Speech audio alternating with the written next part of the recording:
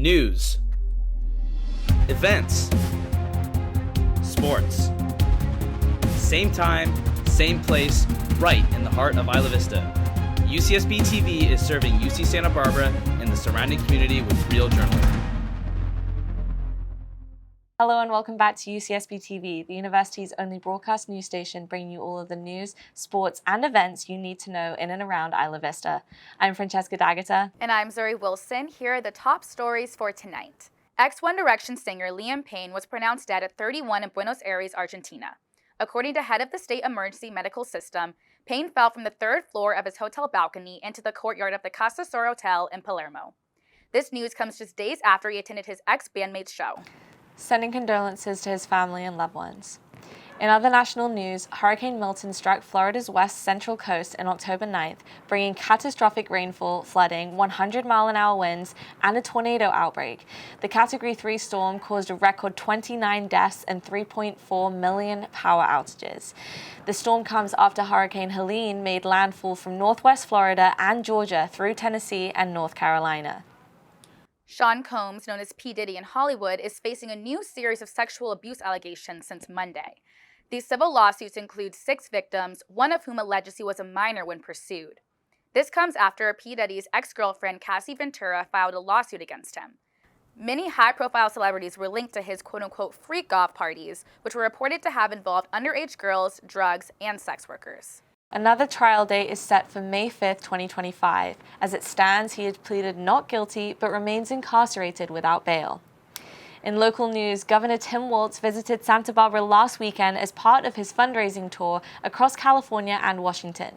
Waltz attended a campaign reception at an undisclosed location in Montecito at 6 p.m. on Sunday. Now to UCSB news. Chancellor Yang announced he's stepping down as chancellor at the end of the academic year. Arly Lara has the story. Chancellor Henry Yang announced his decision to step down as the Chancellor of UCSB at the end of this academic year. Yang has held the role for 30 years, making him one of the longest-serving chancellor in the University of California system. In a statement released in August, Yang shared that he is stepping down to return to teaching, research, and service as a professor. He thanked faculty, staff, and students for their partnership, support, and guidance, but extended special gratitude to his wife, Dylan, for her role as associate of the chancellor. She has been tirelessly helping to host every trustees meeting, helping students move in every fall, and participating in the life of campus in every way, the chancellor said. Yang saw UCSB through his highs and lows over the last 30 years, from the 2014 Isla Vista tragedy, Montecito mudslides, and COVID-19, as well as last year's divestment protests and liberated zones encampments. We have shared so much joy with the students during happy and festive times, and also share our grief during a few tragic and painful times. We have been crying, hugging, healing, hoping, and smiling together, Yang wrote. In an interview with faculty member Sean Lemons, he expressed his gratitude towards Chancellor Yang's improvements in the university, such as the building of the interactive learning pavilion that offers new technology and seating for 2,000 students, as well as a donation from Munger Hall, a new dorm plan to solve the student housing at UCSB. I believe so. I know we've gotten a lot more donor involvement by ways of donations and funding. We got the new ILRC, the Interactive Learning Pavilion, and so I feel like, and we're getting some new housing for our students. So, and we avoided the Munger project, which was probably a good idea as well. So, if the chancellor had something to do with that getting put to the side and developing a better project, then I feel like they've done a really good service to our students just by making that happen. On the other hand, student bodies state that his involvement on campus was not the best, and his involvement with students was distant. Student body wished that things could have done differently in some situations, such as during the divestment protests. Part of running the campus that I felt like he wasn't the best at, and he seemed a little bit distant. I saw him maybe once, other than a bunch of emails that came out of his administration. I don't even know if they were from him. You never really saw him. You didn't listen to the students a little bit more. It definitely seemed like the answer was just overall silence and censorship. And also, there was a heavy police presence, and I think that we could have dialed that down a little bit as well. Additionally, UCSB students expressed major frustration over Chancellor Yang's 24.2% salary increase in his final year, especially as tuition rose by 3.7%, according to a UCSB SHIP report. I think in its simplest form, I'm just walking around thinking why? I don't really see reasoning behind the wage increase. I don't think that in comparison to how much he was earning last year and what he did last year, there could be reasoning for it. I don't think that he did something revolutionary in the 2023-2024 like school year that would demand a wage increase. And I also know that there was just a tuition increase for the students. So we did see how much we pay to go to school increase, and now we're seeing how much he gets paid increase. And it is troubling. Overall, student body calls for a leader that is more involved and more passionate in helping students with housing, tuition, and worldwide problems. He would start actually listening to the students that he's supposed to serve, but I don't know if that'll happen. I would like to see again more dialogue with the students instead of what it seemed like to me was like a concrete like, oh, we're gonna do this, and then it seemed like they just ran with it instead of like actually listening to the students. So I'd liked more dialogue, more communication. I'd like to see Chancellor Yang more instead of just the random appearances, maybe through the emails. I like to see him in person more, do more to help students in need, and also like really answer and really address what it means to be a student in need, because it seems like that question is left unanswered, and so a lot of students who do have need but it doesn't say so in the system aren't getting their needs addressed. The search for a new chancellor has officially begun. As reported by the Daily Nexus, Senator Dan Siddiqui will serve as the undergraduate representative on the search advisory committee to pick the new chancellor. Siddiqui will email the student body before the first meeting and share Google Forms for students to provide their information and feedback. Reporting for UCSB TV, this is Arly Lara. Thank you, Arly. And in the world of research, UCSB's Psychological and Brain Sciences Department have some fascinating findings about pregnancy brain. Here's Amanda Marroquinn with the details. A team of researchers at UCSB recently came out with a study mapping the human brain during the length of an entire pregnancy and 2 years postpartum. The team worked under supervision of Dr. Emilie Jacobs, an esteemed neuroscientist and associate professor in UCSB's Psychological and Brain Sciences. The team conducted research with UC Irvine over the course of 3 years and was published last month. Previous studies have only mapped the brain pre- and postpartum, making this study the first of its kind. Liz Crastel, who used to be a professor here, that's now at UC Irvine, decided that she wanted to become pregnant. And Liz was really inspired by this project that we were launching. And I would love if you would be interested in scanning my brain. We ended up using about 26 sessions for the study. And so she was scanned before she became pregnant during IVF, and then all the way through gestation with scans roughly every 2 weeks. And then continued being scanned in the postpartum period, able to get data on her up to 2 years postpartum, which is really exciting.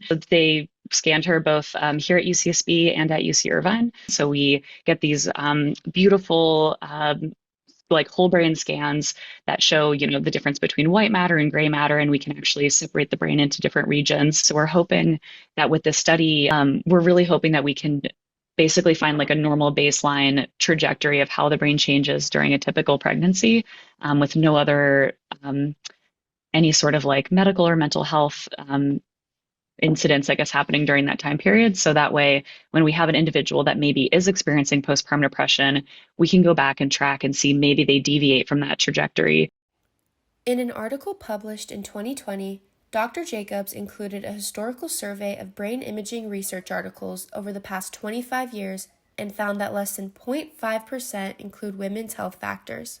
I would guess, although I would have to see the data, that STEM fields are becoming more diversified and inclusive. So, and when that happens, when you have more scholars of color, when you have more women, more scholars of color who are women, then the research questions and what they value as academics is going to expand and be more inclusive. In a recent press release, Dr. Emilie Jacobs said, "There's so much about the neurobiology of pregnancy that we don't understand yet. It's a byproduct of the fact that the biomedical sciences often ignore women's health." The lack of research specific to women's health has been put under nationwide spotlight. This past March, President Joe Biden signed an executive order to expand the White House initiative on women's health research. This comes after Biden's 2024 State of the Union address, where he called on Congress to invest $12 billion in funding for women's health research. The order lays out plans for drastic reform, prioritization, and expansion of research on a broad spectrum of health issues disproportionately affecting women of different ages. Advancing women's health research is also a UC-wide ambition, with UC Santa Barbara at the forefront. Dr. Emilie Jacobs directs the UC-wide Ann S. Bowers Women's Brain Health Initiative, a research center headquartered here on campus dedicated to using big data and AI to create a UC-wide brain imaging consortium. The results from this initiative could mark a long overdue milestone in treating pressing issues in women's health, such as postpartum mental health issues. For UCSB-TV, I'm Amanda Marroquinn. Thank you, Amanda. In sports, the Gauchos took on the Mustangs at the highly anticipated rival game last weekend. Annabelle and Claralyn have the inside scoop on how the night went down. We are here live at Harder Stadium this Sunday evening for the highly anticipated game where the UCSB men's soccer team will be playing against their rivalry, Cal Poly SLO. These two teams are no stranger to each other. The 103-year-old rivalry meets here today. As people are standing to file into Harder Stadium, we can expect intensity, passion, and community united with the energy brought by the surge. The Gauchos are currently placed #1 in the Big West. To have a successful redemption win, they will have to focus on strict defense to reclaim their dominance here on their home field at Harder Stadium. The Cal Poly Mustangs have been placed 2 spots behind the Big West UCSB Gauchos. The Mustangs reigned victory over the Gauchos the last time they played against each other, Cal Poly winning 2-0. They won versus the rapid goal kicks in the first half and the penalty kicks in the second half, up into victory on that September 28th night. This matchup tonight will be one for the books, no matter the turnout. Students here on campus and athletic organizations have been promoting this game all week to surpass the national audience here at the Harder Stadium. The Gauchos are attempting to beat Cal Poly's recent record of almost 10,000 fans showing up to the Mustang Memorial Field this past September. As these teams are getting ready and getting in the zone, they're ready to uphold the long-term legacy that is the blue versus green rivalry. Go Gauchos! So I wanted to ask you, who do you think's gonna win tonight? I got Santa Barbara like 6-0. Philip Persaud's gonna have 4 goals. Teddy Hutman's gonna sub in, score a goal, and then Manu's gonna get a goal. What about you? Keaton's gonna come in and score 3 goals, and we're gonna win the game. What about you? Good time at IB. UCSB, the line's probably like the point spread's probably like 5.5. UCSB's got it. I think they'll cover, but it's fine. I don't know who's gonna score. UCSB. What about you? UCSB. Keaton hat trick. I think it might be UCSB. Haruki is the best player on the field, and Pablo gives great haircuts. Yeah, UCSB on top. Obviously the Gauchos. Yeah, Gauchos without a doubt. UCSB, obviously. UCSB, obviously. UCSB! Percent UCSB. Cal Poly sucks, honestly. They've come a long way to lose. I don't know why, but yeah. Go Gauchos! What are you guys getting from the concession stand? I mean, I already got some fries. Nice. All right, what about you guys? Powerade, everything. There's drinks, yeah, Powerade and stuff like that. Nice. About to get some candy? What did you guys get from the concession stand? I got churros, chicken strips, and fries. I got chicken strips and water. Welcome to the post-game show. UCSB hit a record in attendance with 9,985 fans cheering on the Gaucho soccer players. During the first half, starting freshman midfielder Manu Dua suffered from a leg injury. In an interview with Santa Barbara Independent, Coach Tim said that while this injury was a hit to the team, they learned to adapt for the big game. Manu has played in every game this season and has stayed for the duration in almost all of them. When we lost Manu, we really had to scramble because he's played every minute of every game this year at that position. And I asked Mikel to then drop into that spot. And I thought he arguably played, considering it was the best game of the year. Despite the injury, the Gauchos dominated and maintained their strength on their home field. This was a redemption game for the Gauchos, and they put up a good fight. We spoke to Coach Tim about his strategy for this game. We looked at the film from the first game, and again, we were just bad up there because we needed to change the way we play on that field.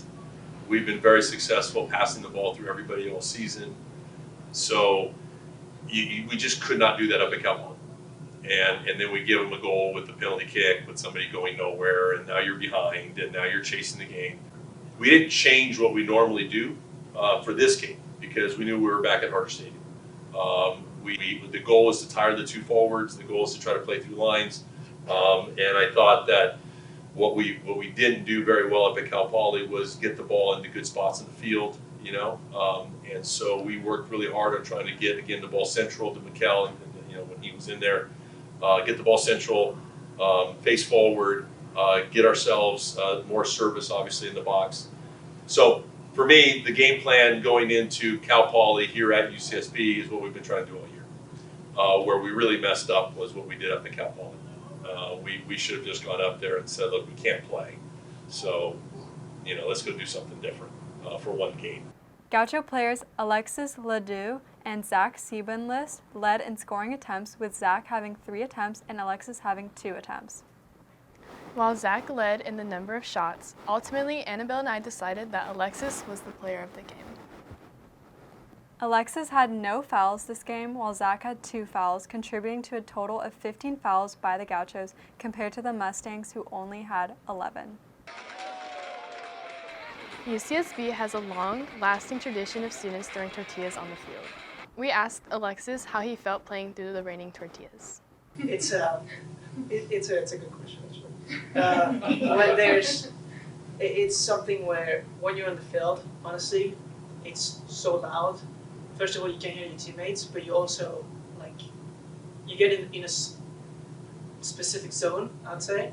You can't hear, you can't see, you just focus on the game, you know what you have to do, and we know that if you get distracted by those type of things, you're not made for the next level, so we just gotta, forget about it and do our thing. The Gauchos fought strong and tied the game with the Mustangs as the score was 0-0. In the coming weeks, the Gauchos will be playing UC Irvine and UC Davis. Keep fighting, Gauchos. The next home game here at UCSB will be women's volleyball against Hawaii at 7 p.m. on Saturday, October 19th at the Thunderdome. That's all from sports. Back to Francesca and Zuri. A 0-0 score. Wow, what a nail-biter. Next up for our pop culture segment, we have Stork Talk with Emilie Harris featuring Sydney Reardon. To you, ladies. Welcome to Stork Talk, your weekly roundup on all things pop culture. I'm Emilie Harris. And I'm Sydney Reardon. This summer, Charli XCX took the pop world by storm, coining 2024 as Brat Summer after the release of her album Brat this past June. Since then, Charli released an additional 16-track remix album featuring over 20 artists just last week. Brat is Charli XCX's highest debut album, reaching top 10 in over 12 countries. Brat was far more than just an album, though. It was a lifestyle, and was even endorsed by 2024 presidential candidate Kamala Harris after Charli tweeted that she is quote-unquote Brat. So what is Brat? Well, that is up to you, but Charli suggests it's being carefree, partying, dancing, and fashion. The artist said it's me, my flaws, my F-ups, my ego, all rolled into one. Emilie, did you get the chance to experience Brat Summer? I did. I got to see some amazing artists this summer, which I was really excited about. Well, I can say with the release of the remix album this month, it seems Brat Summer will not stop when the leaves start to fall. Speaking of pop princesses, another blonde bombshell shared this summer stage with Charli. Sabrina Carpenter released her aptly named album, Short and Sweet, in August. Carpenter not only helped bring back pop music, but breathed life into the world of music videos. She cast her actor boyfriend, Barry Keoghan, in her music video for the hit song, Please, Please, Please, and starred alongside Jenna Ortega in her Taste music video, which premiered the same day as her album release. The video for Taste paid homage to the 1992 movie Death Becomes Her, starring Meryl Streep and Goldie Hawn. Eager-eyed fans were quick to notice the resemblance between Jenna Ortega's character and pop artist Camila Cabello. Carpenter and Cabello were rumored to be wrapped up in a love triangle with fellow singer-songwriter Shawn Mendes. Though none of the stars confirmed the rumors, MTV surely played into the gossip when they decided to have all 3 artists perform at the VMAs this year. I can only imagine the darting looks that happened backstage that night. Yeah, but moving on from music to movies, Inside Out 2 was the highest grossing movie of 2024 so far. It is the first animated film to hit $1 billion at the international box office and clocked an almost 31 million views globally in the first 5 days streaming on Disney+. To To round up the end of the summer, father-son duo Dan and Eugene Levy hosted the 76th Emmy Awards last month. Hacks, Shogun, and The Bear led the way in the drama and comedy categories. However, it was newcomer Richard Gadd and his biographical limited series Baby Reindeer that swept the stage. Gadd won 3 trophies for acting, writing, and executive producing the show. His co-star Jessica Gunning took home the award for Best Supporting Actress in a Limited Series. The limited series follows the story of the Menendez brothers who infamously shot their parents at their Beverly Hills mansion in 1989. Nicholas Chavez stars as Lyle Menendez and Cooper Koch as brother Eric. Only a week later, the real Menendez brothers, who are currently serving life in prison, released their own documentary on Netflix. Eric responded to the series, saying it was rooted in blatant lies and that Murphy shaped a horrible narrative through vile and appalling character portrayals of the brothers. In an interview with The Hollywood Reporter, Murphy argued that the brothers should be sending him flowers. He said his series had attracted the attention of not just us, but the whole world. New evidence surrounding the case could even mean that the brothers have the possibility of being released as early as next month. This news comes after the LA District Attorney acknowledged that the Murphy series stirred up new interest in an already infamous case. I will definitely be tuned in for that. For now, that is all from us here in Stork Talk. Make sure to tune back in next Wednesday for a recap of all of the weekly pop culture happenings. For UCSBTV, I'm Emilie. And I'm Sydney. Well, that is all we have for you tonight. We will see you next week with all this news, sports, and events here in the heart of Isla Vista. I am Zuri Wilson. And I'm Francesca D'Agata. This is UCSB TV.